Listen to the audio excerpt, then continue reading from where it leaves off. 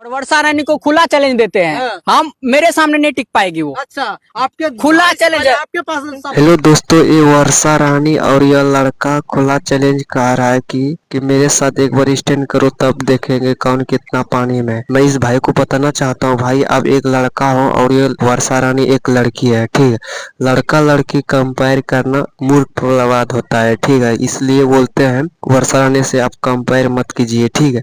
ऐसे भी आप उसका नाम लेकर फेमस हो रहे हैं, क्लियर बोलते हैं भाई। अब उसका फेस फेमस है, इसलिए उसको मतलब बदनाम करके आप फेमस होना चाहता हूँ। फर्स्ट बात तो ये है।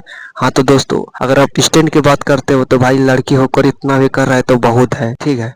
हाँ तो दोस्तों, आप लोगों को क्या लगता है, इस तरह का इसको करना चाहिए या नहीं? ये सोशल मीडिया में या मीडिया द्वारा किसी भी द्वारा खुला चैलेंज करता है कि भाई वर्षा रानी मेरे साथ एक बार स्टैंड करे, देखेंगे कितना कौन जानता है स्टैंड करने के लिए। हाँ तो दोस्तों, हाँ तो भाई किसी को इस तरह का खुला चैलेंज देना नहीं चाहिए, ठीक है। हो सके आपसे ज्यादा वो जाने स्टैंड करने के लिए। ये थोड़ी होता है कि भाई आप ही किंग हो स्टैंड के। बहुत सारा लोग है भाई स्टैंड करते हैं, अच्छे अच्छे स्टैंड करते हैं भाई। भाई स्टैंड करना उतना भी आसान नहीं है, हम भी मानते हैं भाई, लेकिन जो सीख गया है तो भाई उसके लिए आसान ही होता है, ठीक है। हाँ तो लड़की हो या लड़का, कोई फर्क पड़ने वाला नहीं है, ठीक है।